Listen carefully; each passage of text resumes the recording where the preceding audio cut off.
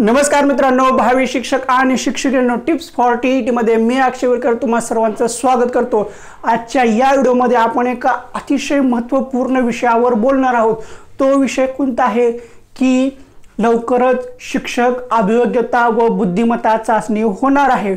आता असं होणार आहे, शिक्षक अभियोग्यता बुद्धिमत्ता चाचणी होणार आहे हे आम्ही तर गेल्या 1 वर्षभरापासून ऐकत आहोत। असं सर्वांना वाटत असेल, मनामध्ये प्रश्न पडला असेल, पण कधी होणार आहे सारखंच तुम्ही सांगताय। सर्व चॅनलवरून आम्ही ऐकतोय, सगळीकडून ऐकतोय की होणार आहे, टेट परीक्षा होणार आहे, शिक्षक अभियोग्यता परीक्षा होणार आहे, शिक्षक भरती होणार आहे, हे होणार आहे, तमुक होणार आहे, फलाना बेस्तान होणार आहे, हे आम्ही 1 वर्षभरापासून ऐकतोय। पण कधी होणार आहे, का होणार आहे, कधी होणार आहे, नेमकी तारीख काय आहे, काही आणखीन फिक्स झालं नाही तरी सुद्धा तुम्ही सांगताय की होणार आहे, पण कधी होणार आहे असे विचार तुमच्या मनामध्ये आले असतील, आलेच आहेत आणि प्रत्येकाच्या मनामध्ये पडलेच आहेत। आणि ह्याच्यामध्ये आणखीन तुमच्या मनामध्ये असे सुद्धा प्रश्न पडले असतील की ह्या वर्षी शिक्षक भरती होणारच नाही, ह्या वर्षी काय पुढल्या वर्षी सुद्धा होणार नाही, त्याच्या पुढल्या वर्षी सुद्धा होणार नाही, 2017 पासून झाली नाही ते आता काय होणार आहे। मग बरेच कारण आहेत, एमपीएससी घेणार आहे, हे घेणार आहे, ते घेणार आहे, फलाना आहे बेस्ताना, असे बरेच नकारात्मक प्रश्न, नकारात्मक विचार तुमच्या मनामध्ये असतील। आता तुम्ही शिक्षक अभियोग्यता व बुद्धिमत्ता चाचणी म्हणजे शिक्षक भरती होणार नाही ह्याचे तुम्ही हजारो कारण देऊ शकता, पण शिक्षक अभियोग्यता व बुद्धिमत्ता चाचणी म्हणजे आपली टेट परीक्षा होणार आहे याची काही ऑथेंटिक कारण तुम्ही देऊ शकता का नाही। परीक्षा होणार नाही याचे तुम्ही 100 कारण दाखवू शकता, 100 कारण देऊ शकता, पण परीक्षा होणार आहे याचे काही प्रूफ, याचे काही कारण तुम्ही देऊ शकता का, याचा काही विचार केला की आता 100% होणार असा काही विचार केलाय का, ह्याच्या मागे काहीतरी कारण असू शकतं की हे कारण झाले मग आता 100% शिक्षक अभियोग्यता व बुद्धिमत्ता चाचणी होणार असा कधी विचार केलाय काय, असा कारणांचा विचार केलाय का नाही। एक गोष्ट लक्षात घ्या, शिक्षक अभियोग्यता व बुद्धिमत्ता चाचणी ही परीक्षा होण्यासाठी काही अडथळे होते, ते अडथळे आता जवळजवळ संपुष्टात आलेले आहेत। आता ते अडथळे कुठले होते त्या गोष्टीचा आपण कधीच विचार केला नाही, फक्त आपण एवढाच विचार करतो की परीक्षा होणार नाही याच्यासाठी आपण वेगवेगळे कारण शोधतो। कुणीही काहीतरी कुठून तरी असा दगड फेकतो, तो दगड फेकला की मग आपण मोठमोठे दगड फेकायला चालू करतो, तसं करतो। पण आता ह्याच्या मागचे जे अडथळे होते ते खरोखरच पूर्ण होत आलेले आहेत आणि आता मी ह्याचे काही अडथळे आहेत ते कुठले अडथळे पूर्ण झालेत, मग आता हे अडथळे पूर्ण झालेत म्हणूनच शिक्षक अभियोग्यता व बुद्धिमत्ता चाचणी होणार आहे हे मी 100% शाश्वती देऊन सांगू शकतो। जर तुम्हाला माझ्या कुठल्याही एका गोष्टीवर विश्वास नसेल तर नसेल, ठीक आहे, इट्स ओके, पण तुम्हाला सांगतोय की मी जे सांगणार आहे ते 100% खरं आहे आणि ते खरंच असणार आहे। तुम्हाला जर विश्वास बसत नसेल तर एक गोष्ट करा, 31 डिसेंबरची लाईव्ह स्ट्रीमिंग बघा। त्या लाईव्ह स्ट्रीमिंगमध्ये मी सरळ सांगितलं होतं की 15 जानेवारीपर्यंत टीईटीची दुसरी आन्सर की किंवा रिझल्ट जर नाही लागला तर तुम्हाला अक्षरशः मेरे करण अर्जुन आएंगे अशी वाट पाहत बसावी लागणार आहे असं सांगितलं होतं आणि अक्षरशः आजच्या घडीला झालेलं आहे तसंच। तुम्हाला दुसऱ्या म्हणजे फायनल आन्सर कीची सुद्धा वाट बघावी लागली आणि आता टेट म्हणजे टीईटीच्या रिझल्टची सुद्धा वाट बघावी लागत आहे। त्यावेळेस मी 31 डिसेंबरला सांगितलं होतं ते अक्षरशः खरं झालेलं आहे, म्हणून आता सांगतोय की शिक्षक अभियोग्यता बुद्धिमत्ता चाचणीसाठी सुद्धा तसंच सांगतोय की काही गोष्टी आहेत त्या काही गोष्टी पूर्ण होण्या गरजेचे होते, काही अडथळे होते, ते अडथळे पूर्ण झाल्याशिवाय म्हणजे त्या अडथळ्यातून बाहेर पडल्याशिवाय शिक्षक अभियोग्यता व बुद्धिमत्ता चाचणी होणार नव्हती। मग आता हे अडथळे कुठले होते ते अडथळे मी तुम्हाला सांगणार आहे, ते अडथळे संपलेले आहेत म्हणूनच आता होणार आहेत। मग आता जे अडथळे आहेत, जे टप्पे आहेत ते सर्व सविस्तरपणे सांगतो, त्यासाठी सुरुवातीपासून शेवटपर्यंत हा व्हिडिओ बघा, म्हणजे तुमच्या एक गोष्ट एक पॉइंट लक्षात येईल आणि एक गोष्ट समजल्यानंतरच तुम्हाला लक्षात येईल की बाबा आता खरंच होणार आहे। मग ॲड पडण्याची म्हणजे आता नोटिफिकेशन येण्याची वाट बघण्याची आवश्यकता लागणार नाही, म्हणजे अभ्यास करायला थोडंसं पावर येईल। त्या दृष्टिकोनातून सांगतोय सुरुवातीपासून शेवटपर्यंत बघा। व्हिडिओ मोठा झाला हरकत नाहीये, जाऊ द्या, 15-20 मिनिट जाऊ द्या, असंही आपण इतके दिवस घातलेले आहेत, टीईटी पास व्हायला इतके दिवस घातलेले आहेत, रिझल्ट यायला आन्सर की केला इतके दिवस वाट पाहिलेली आहेत, नकारात्मक विचार करायला इतके दिवस वाट पाहिलेले आहेत, पण आता हे 15 ते 20 मिनिट नीट ऐका काय सांगतोय काय नाही, त्याच्यातून बऱ्याचशा गोष्टी क्लिअर होतील आणि समजतील तुम्हाला। हे पहा, पहिली गोष्ट आहे शिक्षक अभियोग्यता व बुद्धिमत्ता चाचणी म्हणजे शिक्षक भरती घ्यायचं हे मागच्या 1.5 वर्षापूर्वीच ठरलं होतं आणि त्या दृष्टिकोनातून पहिला टप्पा करणं गरजेचं होतं। पहिला टप्पा कुठला होता? TETची परीक्षा घेणं। कारण ज्यावेळेस 2019ला परीक्षा झाली त्याचा रिझल्ट 2020ला 7-8 महिन्यानंतर लागला। मग त्याच्यानंतर कोरोना काळ आला, मग TETची परीक्षा झाली नाही। मग असा एक हट्टास होता की काही जे संस्थेमधले होते त्यांच्यासाठी सुद्धा एक चान्स म्हणून, किंवा ते संस्थेमध्ये अडखळले होते त्यांना TET पास व्हायचं होतं त्यांच्यासाठी सुद्धा एक चान्स म्हणून, आणि जे काही D.Ed B.Ed झालेले आहेत, नुकतेच D.Ed पास होऊन आलेले आहेत आणि बरेचसे आहेत की मागच्या वेळेस पास होऊ शकले नाहीत, अशा सर्वांचा विचार करून TET परीक्षा घेण्याचं ठरवलं। TET परीक्षा घेण्याचं ठरवलं हा पहिला मुद्दा होता। मग TET परीक्षेची तारीख जाहीर झाली, फॉर्म भरलं, सर्व झालं, परीक्षेची तारीख जाहीर झाली। मग त्याच दिवशी दुसऱ्या विभागाचा पेपर होता, ती परीक्षा त्या दिवशी होऊ शकली नाही। मग तो पेपर पुढे ढकलला, ज्या दिवशी पुढे ढकलला त्या दिवशी पुन्हा आरोग्य भरतीचा पेपर होता, म्हणून तो पेपर तिथून रद्द करून आपला नोव्हेंबरमध्ये घेतला। मग नोव्हेंबरमध्ये सुद्धा अडथळा आला, कशाचा? सेटनेटचा होता। आणि त्याच्यापेक्षा त्याच्यामध्ये सर्वात महत्त्वाचा मुद्दा होता की ST महामंडळाचा संप होता। त्या संपाला सुद्धा आपल्या महाराष्ट्र परीक्षा परिषदेने दाद दिली नाही। सर्व गोष्टी झाल्या आणि अखेरेस नोव्हेंबरमध्ये आपला TETचा पेपर झाला। हा महत्त्वाचा मुद्दा होता, हा पहिला घटक होता, हा पहिला पॉइंट होता। TETची परीक्षा नोव्हेंबरमध्ये झाली आणि ज्या दिवशी आपली TETची परीक्षा झाली तो दिवस खरंच चांगला होता आणि असा पेपर आत्तापर्यंतच्या इतिहासामध्ये झाला नाही। 2013 पासून ते 2019 पर्यंतचा रेकॉर्ड बघा, प्रत्येक पेपरमध्ये काही ना काही चुका होत्या, शुद्ध लेखनाच्या चुका होत्या, प्रश्नाच्या चुका होत्या, उत्तराच्या चुका होत्या, कुठं कुठं तर प्रश्न गायब, कुठं कुठं तर उत्तर गायब, आणि कुठं कुठं तर पॅसेजमध्ये चुका इतक्या भरमसाठ चुका, अशा आत्तापर्यंतचा रेकॉर्ड म्हणजे ट्रॅक रेकॉर्ड होता। आणि त्यातल्या त्यात तर काही वेळा तर TETचा पेपर फुटला होता। मग बऱ्याचशा गोष्टी होत्या, त्या सगळ्या ह्या वेळेस झाल्या नाहीत। ते म्हणतात ना, चांगल्याच्या मागं लागतं, तसंच होतं। ह्या वर्षीचा पेपर कसलाही अडथळा न येता, आता जे अडथळे पेपरच्या तारखेचा होता तो पूर्ण झाला, पण पेपर ज्या दिवशी झाला ना त्याच्यामध्ये काही चुका आढळल्या नाहीत, शुद्ध लेखनाच्या चुका नव्हत्या, पेपर फुटला नाही, अशा सर्व गोष्टी झाल्या आणि पेपर व्यवस्थितपणे पार पडला। आणि अवघ्या 10 ते 15 दिवसामध्ये पहिली आन्सर की सुद्धा आली, आणि पहिल्या आन्सर की मध्ये थोडा काही प्रॉब्लेम होता ते तर दरवर्षी द्यावं लागतं, ते सुद्धा झालं। हिथं सर्वात महत्त्वाची शंकेची पाल चुकली, हिथं सर्वात महत्त्वाचा घोळ झाला, घोटाळा झाला। काय झाला? आपला म्हाडाचा पेपर फुटला, आरोग्य भरतीचा पेपर फुटला, तो पेपर फुटला आणि तिथं सापडले TETचे हॉल तिकीट। मग आता हे TETचे हॉल तिकीट होते 2018चे आणि 1900। मग तिथून सर्व वादळ, चक्रीवादळ म्हणा, आता जे वेगवेगळ्या राज्यामध्ये जे वेगवेगळ्या देशामध्ये वादळ असतात ते सगळे वादळ हिथं येऊन थडकले असं समजा। हॉल तिकीट सापडले, मग तिथून तपास सुरू झाला, सगळं झालं, त्याच्यामध्ये TETचा पेपर अडखळा सापडला 2018चा आणि 19चा, आणि त्याच्यामध्ये कचाट्यामध्ये आला आपला ह्या वर्षीचा पेपर। आता म्हणाल ह्या वर्षीचा पेपरचा काय संबंध? कारण TETची परीक्षा ही महाराष्ट्र राज्य परीक्षा परिषद घेत होती, त्यामध्ये तुकाराम साहेबांचा आणि डेरे साहेबांचा महत्त्वाचा वाटा होता। मग ह्या वर्षीचा पेपर सुद्धा तुकाराम साहेबांच्या हाताखाली झाला होता आणि पुणे पोलिसांनी सर्व सूत्र त्यांच्या हातामध्ये घेतले। ह्या वर्षीचा पेपर सुद्धा त्यांच्याकडेच गेला, म्हणजे जे काय आन्सर की वगैरे असतील, म्हणजे जे काय उत्तरपत्रिका आहेत आपल्या, त्या सर्व त्यांच्याकडे गेल्या। का गेल्या? 2019ला घोळ झालेला आहे, त्या दृष्टिकोनातून ह्या वर्षी सुद्धा झालेला असणारच, झालेला होता आणि सगळा संशय ह्याच्यावर होता। मग ह्याच्यामध्ये पेपर फुटलाय का नाही, पेपर कुणाला दिलाय का नाही, ह्याच्यामार्फत कोण पैसे घेतलेत का नाही, ह्या सर्व गोष्टी होत्या। आणि इथं सर्वात महत्त्वाचं वादळ होतं की ह्या वर्षीचा पेपर रद्द होतो का, रद्द होतो का, रद्द होईल, बऱ्याच बातम्या झाल्या, सगळं झालं। आणि आता जो काही होता तो TETचा स्कॅम थांबला तिथं, त्याच्यातून आपला पेपर बाहेर आला, एकदम चांगल्या पद्धतीनं बाहेर आला, ह्याच्यामध्ये कसलाही घोळ झालेला नाही, काय नाही। फायनल आन्सर की आली। मग आता फायनल आन्सर की नंतर आणखीन वादळ निर्माण झाले की फायनल आन्सर की आली, पण रिझल्ट कधी लागणार, रिझल्ट कधी लागणार, मग मध्येच ह्यांचा गोंधळ सुरू झाला सरकारचा, तो झाला, पण आता रिझल्ट लागणार आहे, ह्यात काही वाद नाहीये। पहिला सर्वात महत्त्वाचा प्रश्न होता TETचा पेपर घेणं, सगळं झालं, आता रिझल्ट सुद्धा लागणार आहे, हा प्रश्न मिटला। मग आता ह्याच्यापेक्षा आणखीन दुसरा महत्त्वाचा मुद्दा होता की जे काही 2018 आणि 19ला TETची परीक्षा पैसे देऊन पास झालेले आहेत, बोगस प्रमाणपत्र भेटलेले आहेत, त्यांचा होता। कारण त्यांच्यावर निकाल दिल्याशिवाय आपली शिक्षक अभियोग्यता व बुद्धिमत्ता चाचणी होणं अशक्य होतं। अशक्य म्हणजे अशक्यच होतं। का अशक्य होतं?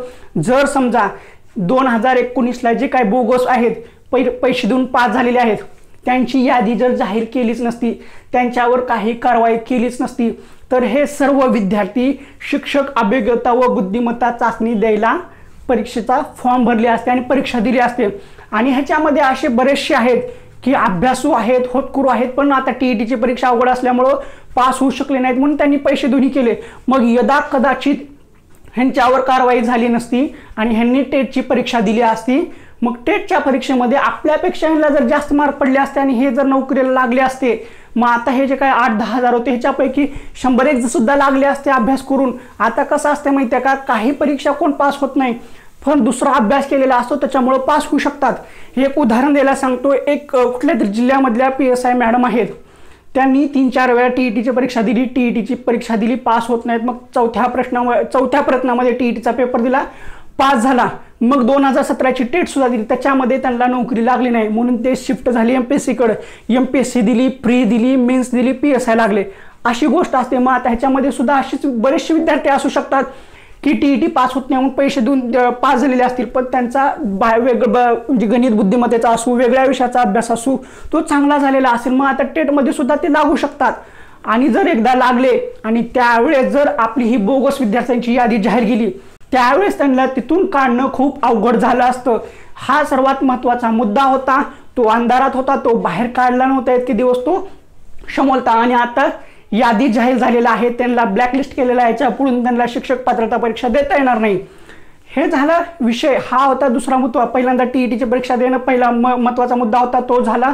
त्यानंतरचा मुद्दा होता जे काही बोगस विद्यार्थी आहेत त्यांची यादी जाहीर करणं, त्यांना ह्याच्यातून म्हणजे होणाऱ्या शिक्षण प्रक्रियेतून, होणाऱ्या शिक्षक भरतीतून साईडला काढणं, म्हणजे ते नंतर नोकरीला लागून त्याच्यामध्ये आणखीन काय घोळ होणे, हा महत्त्वाचा मुद्दा होता। हा सगळा झाला 2 नंबरचा मुद्दा।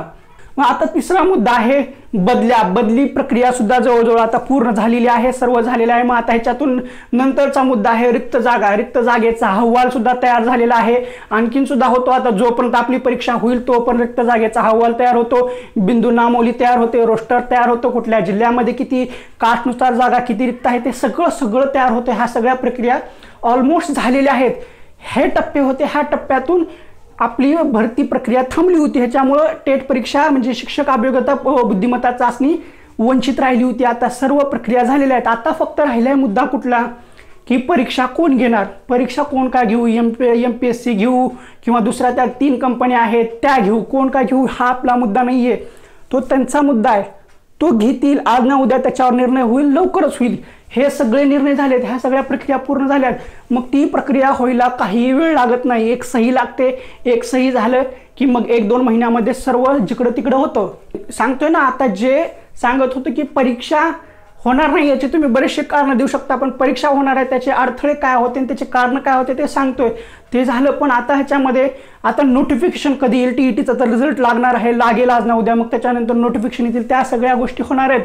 परीक्षा आज ना उद्या होणार आहे, वेळ लागेल, 1 महिना लागेल, 2 महिने लागेल, 6 महिने लागतील, पण परीक्षा होणार आहे, ह्याच्यापासून काही नाही। आणि त्यातल्या त्यात आणखीन एक सर्वांच्या मनामध्ये होतं की स्थानिक स्वराज्य संस्थेच्या निवडणुका लागणार आहेत। आता त्या निवडणुका सुद्धा 5 महिन्याने पुढे ढकललेल्या आहेत, म्हणजे आपल्याला डिसेंबरपर्यंत 100% शाश्वती देऊ शकतो, 100% गॅरंटी आहे की डिसेंबरच्या अखेरीसपर्यंत किंवा जानेवारीपर्यंत आपली टेटची परीक्षा होऊ शकते। जेवढे काही अडथळे होते, जेवढे काही समस्या होत्या त्या सगळ्या दूर झालेल्या आहेत। आता फक्त राहिलेली आहे एकच समस्या, परीक्षा कोण घेणार आहे, मग टेटचं नोटिफिकेशन कधी येणार आहे। फक्त एवढ्या 1-2 गोष्टी राहिलेल्या आहेत, त्या गोष्टी आज ना उद्या होतील, पण ह्या गोष्टी आपल्या हातात नाही आहेत। मी सुद्धा सांगू शकत नाहीये, कुणी किंवा महाराष्ट्रातला कुणी सुद्धा सांगू शकत नाही की टेटची परीक्षा ॲक्च्युअल ह्याच तारखेला येणार आहे आणि ह्याच तारखेला होणार आहे, कुणीच सांगू शकत नाहीये। आणि कधी काय होईल कुणाला सुद्धा माहिती नसतं, आणि श्वास घेणं सुद्धा हे आपल्या हातात नाहीये। तसंच परीक्षा घेणं किंवा परीक्षेची तारीख सांगणं हे माझ्या हातात नाहीये, त्यांचे काम आहे, ते त्यांचं ते करतील। आता ती कधी होईल, का होईल ते मला सुद्धा माहिती नाही, पण एवढं 100% सांगतो, परीक्षा न होण्यामागचे जे कारण होते, जे अडथळे होते, ते सर्वच्या सर्व पूर्ण म्हणजे पूर्ण झालेले आहेत।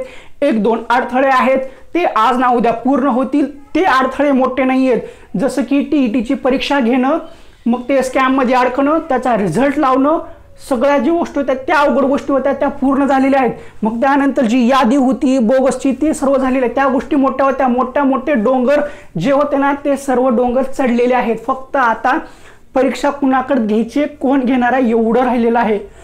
ती गोष्ट सुद्धा लगेच पूर्ण होईल. आणि आता लगेच ह्याच्यामधून सर्वांच्या मनामध्ये एक प्रश्न निर्माण झालेला असेल की आता इथून डायव्हर्ट करण्याचे किंवा डायव्हर्ट होण्यासाठी खूप मार्ग मोकळे झालेले आहेत.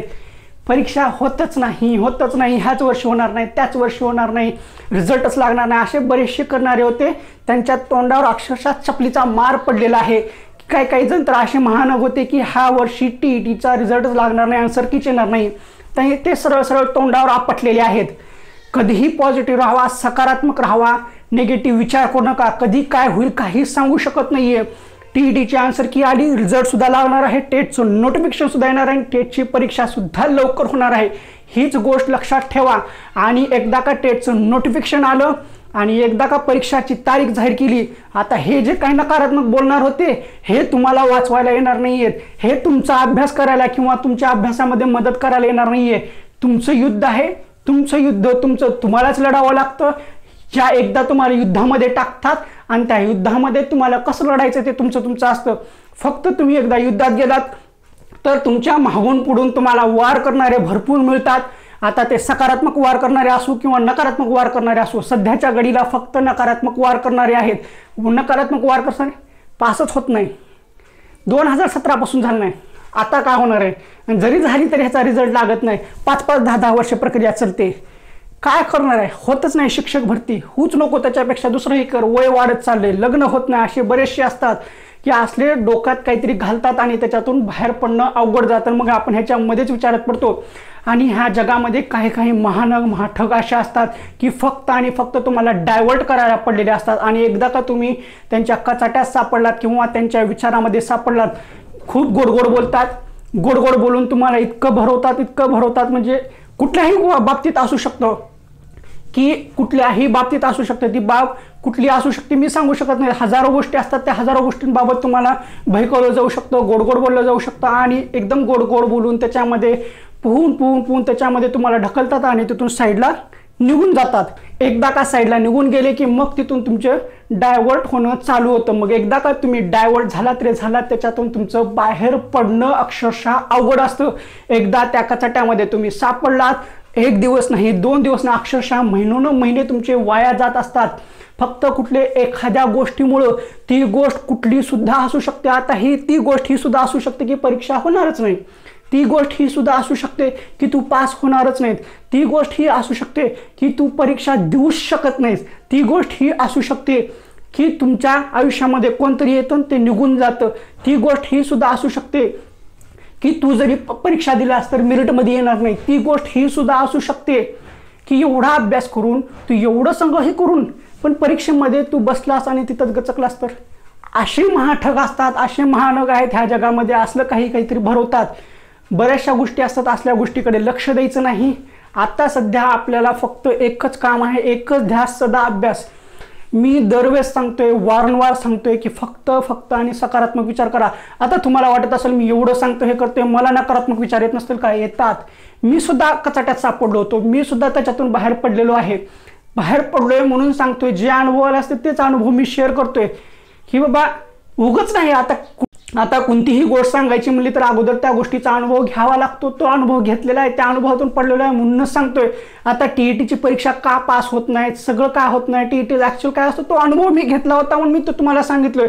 म्हणून आत्ता सुद्धा टेटच्या बाबतीत ते सांगतोय की भयकवणारे, तुमच्या डोक्यामध्ये काहीही टाकणारे खूप असतात. काही जण असे येतात की लाईफमध्ये एकदम येतात आणि पुन्हा एक्झिट घेऊन जातात. एक्झिट घेऊन गेले की आपण तू त्याच गोष्टीचा विचार करतो. ही व्यक्ती आली होती तर का आली होती, मग गेली तर का गेली. मग आपल्याला येऊन कोणतरी सांगतं की ह्या वर्षी टेटची परीक्षा होणार नाहीये, ह्या वर्षी टेटची परीक्षा होणार नाही, अशा गोष्टी आहेत. मग आपण त्याच गोष्टीचा विचार करायला लागतो. बाबा नाही, तो सांगतोय ना काहीतरी तथ्य असलं पाहिजे, ह्या वर्षी परीक्षा होणार नाही.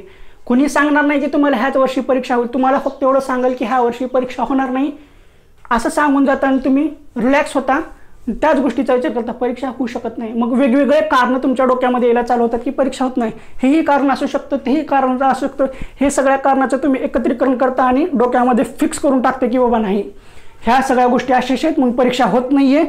मग आता आपलं वय वाढत चाललेलं आहे, आपण दुसरं काहीतरी बघितलं पाहिजे. पण ही एक गोष्ट कोण सांगत नाही की बाबा इतके दिवस घातलेले आहेत, 2013 पासून काय काही जण टीईटीची परीक्षा देत होते, पास होत नव्हते, आत्ता पास झालेले आहेत. मग आता टेट परीक्षा समोरून पडलेली आहे. आज ना उद्या होणार आहे, 6 महिन्यात होणार आहे, 1 वर्षात होईल. एक गोष्ट लक्षात घ्या, होणार आहे 6 महिन्यात होईल, 1 वर्षात होईल, पण नोकरी लागणार आहे. इतकी वर्ष आपण वाट बघितलेली आहे, एवढी मेहनत करून पास झालेले आहेत. मग कुणाच्या सांगण्यावरून किंवा कुणाच्या ह्याच्यावरून आपण एवढी मेहनत केलेली, इतकी दिवस वाट पाहिलेली, मग आता अक्षरशः हातातोंडाशी आलेला घास आपण का सोडायचा? अक्षरशः हातातोंडाशी आलेला घास आहे. कुणी हिसकावून घेण्यासाठी काहीही भयकू येऊ शकतं, कुणीही काही येऊ शकतं, कधीही कुणीही तुमच्या लाईफमध्ये एंट्री मारू शकतं आणि तुम्हाला इतकं डायव्हर्ट करून टाकू शकतं की तुम्ही विचार करू शकत नाहीत. आत्ताचं जग हे फक्त नकारात्मक दृष्टिकोनातून भरलेलं आहे. तुम्हाला पॉझिटिव्ह गोष्टी जास्त कोणी सांगणार नाही. प्रत्येक गोष्टीमध्ये काही ना काही निगेटिव्ह सांगलच. जरी आता तुम्ही अभ्यास करत असाल, हे करत असाल, प्रत्येक दिवस सारखा नसतो. प्रत्येक दिवस तुम्ही एकदम फुल एनर्जीने अभ्यास करू शकणार नाहीत. आणि त्याच वेळेस असं कोणतरी येतं की मस्त काडी लावून जातं आणि ते एकदा काडी लावलं की आपला दिवस वाईट जातो. म्हणून सांगतोय की बाबा असल्या खरंच ह्या गोष्टीमध्ये लक्षात म्हणजे असल्या गोष्टीकडे लक्ष देऊ नका. ह्या गोष्टी निरर्थक आहेत, काहीच अर्थ नाहीये.